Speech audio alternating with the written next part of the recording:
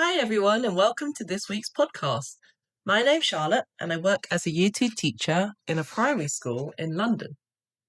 If you haven't heard any of Hanaz Writers' podcasts before, then have a listen on their podcast channels. They've got one on Amazon Music, Apple Podcasts, Podbean, YouTube, and Spotify. You can search for Hanaz Writers' podcasts on these websites, and then you can start listening to all of the podcasts available on them. My previous podcast and then the next few podcasts, I'm talking about 7 different types of creative writing. And they are the poetry, plays, movies and television scripts, fiction, such as novels, novellas, and short stories, songs, speeches, memoirs, and personal essays. In my previous podcasts, I've already spoken about fictional creative writing. In particular, I looked at short stories and novels.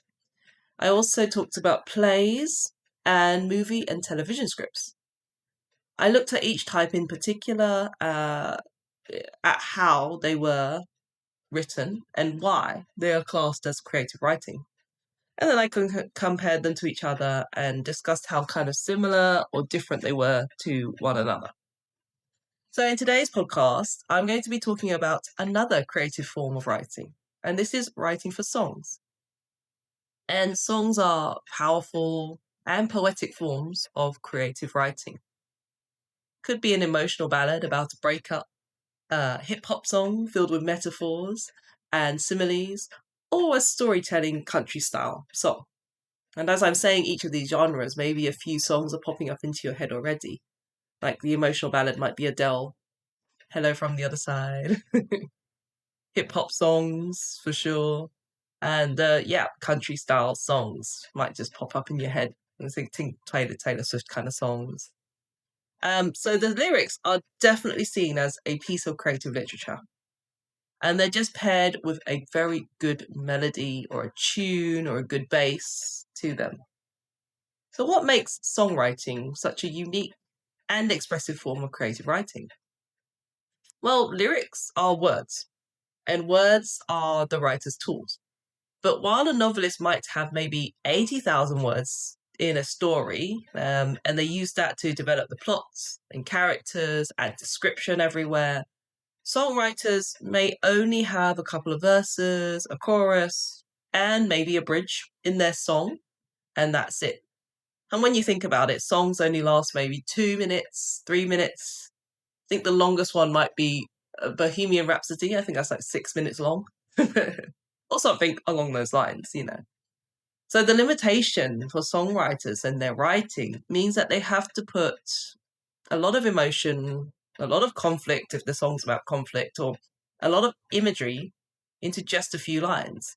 Now, usually choruses and verses are 4, 5, 6, maybe 7.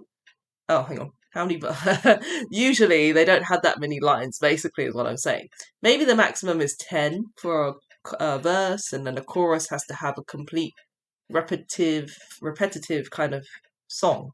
So the chorus is the bit that everyone knows and everyone can sing it and everyone learns the words to it. So they have to work a lot harder than maybe a novelist or a story writer or a movie play director or television script writer, because they have to think about how to create something that's compact and precise. Let's take, for example, the song Joni Mitchell's A Case of You. One of her lines says, let's see, I could drink a case of you, darling, and I would still be on my feet. And just in this one sentence, she gives the listener the longing, the dependency and resilience, and the metaphor all in the same sentence without actually saying what she means. So what she directly means to say is, I miss you. But she can't put that in her song because maybe it doesn't go with her tune. So she has to write it in a different way. And so she thought about it, clearly, and she thought about writing, I could drink a case of you, darling, and I would still be on my feet. And when you compare that to poetry, you will notice that they have similar structure. There's a similar rhythm, similar metaphor, and wordplay. And I will talk about poetry later on in another podcast, maybe the next one. But some songs are poems. In fact, Bob Dylan won a Nobel Prize in Literature in 2016 for creating new poetic expressions within the great American song tradition. And that's a strong case for lyrics as literature as any. Now, when you think about it, in the past, all songs were from poems. If we look at the structure and rhythm and sound of songs, then you can see. Because songwriters often play with their rhythm and their pacing of the words that they use in their song. They use the lyrics that they've got and then they add the music to it. So the sound actually matters a lot with the rhythm of the words, the structure of the words, and the pacing of the words. And it's very important then for the writer to have a good grasp of alliteration, words that begin the same. So A words, like if there's three words beginning with A, or, three words beginning with T, that's alliteration. They have to have a knowledge of rhythm. How do the words sound? What are the syllables? How can they put that into a rhythm? And rhyming as well. What words can they use to rhyme that will also make sense or not make sense, but they can still put it into the end of their lyrics? And repetition, because when they get to the chorus, they have to have a good 4-5 line verse, chorus, sorry. And they need to use that to repeat every time they get to the chorus, so then everyone can learn it and everyone can sing it, even if they don't know the rest of the song. So a good lyric isn't just meaningful then for the writer, it also has to be musical. You think about rap songs, for instance. Let's take Kendrick Lamar or Lauryn Hill, for example. Now, these two rappers, they don't just tell the story, but they build them up rhythmically. They pack each line that they have in their song with internal rhymes, metaphors, and double meanings. A verse from Kendrick's song Alright goes like this. Wouldn't you know, we've been hurt, been down before. When our pride was low, looking at the world like, where do we go? And the lines hit emotionally, but the cadence and the rhythm of the song is also just as important.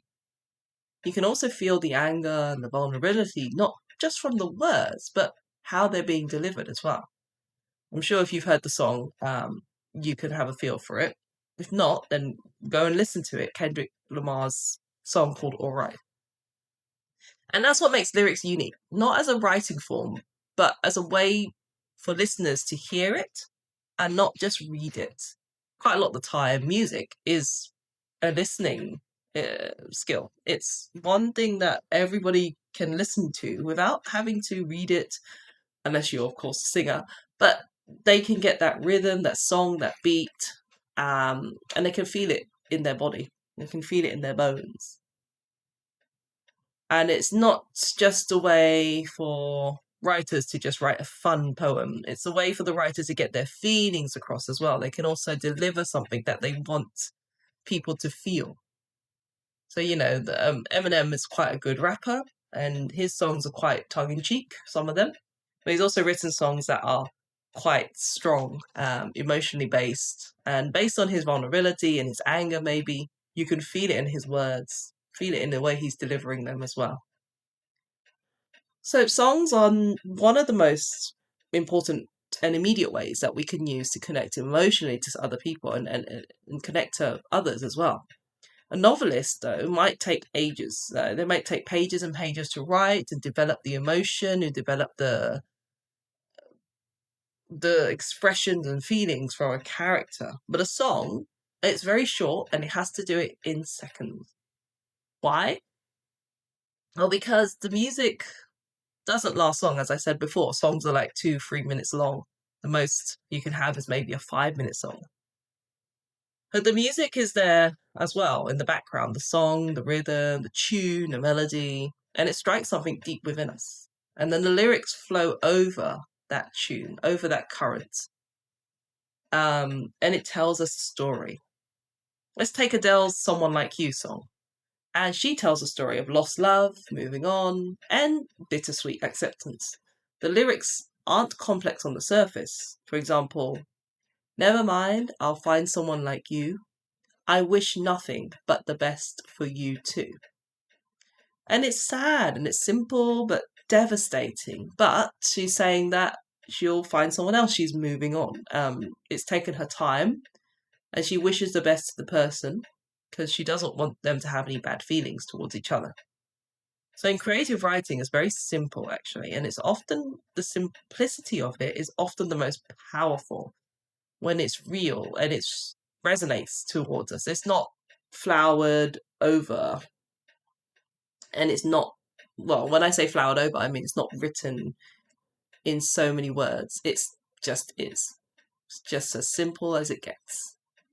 So songs also give the writers the ability to merge their personal stories with the universal theme of what they're writing about.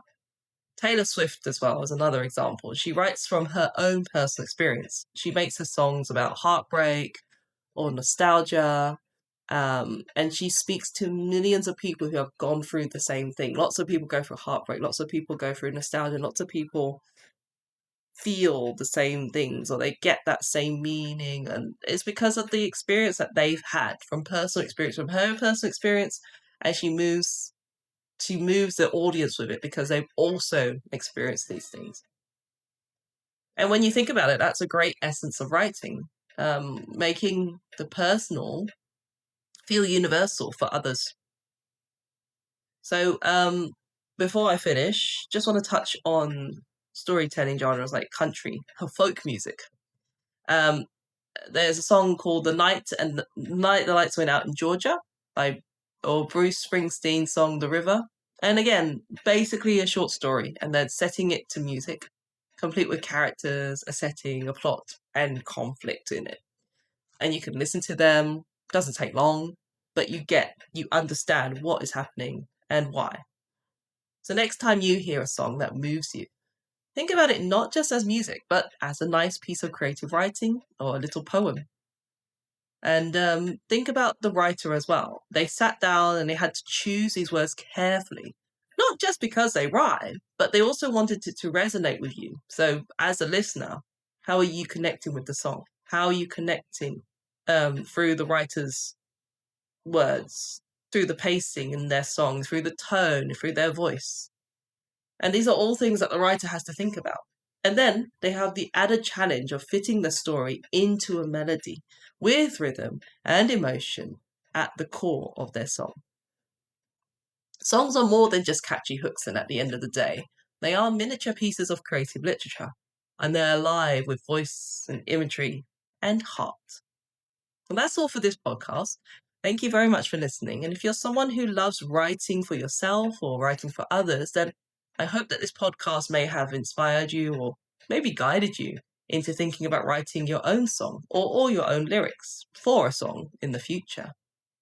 Again, as I said, if you enjoyed this podcast and you would like to listen to more, then please like and subscribe to Hanaz Writers on their podcast channels on Amazon Music, there's Apple Podcasts, they've got one on Podbean, they've got one on YouTube and Spotify. You can also search for Hanaz Writers podcast on these websites, and then you can even start listening to all the available podcasts on them. If you're interested in becoming a published author yourself as well, then why not visit Hanaz Writers' website as well, hanazwriters.com or hanazwriters.org. You can sign up for free and you can just start publishing and writing your own stories and poems on there. And it's not just a place to write your stories. You also get help and guidance on how to publish them and how to maybe edit your work and make it better from everyone who works at hanazwriters.com. So thank you very much for listening. And until next time, bye!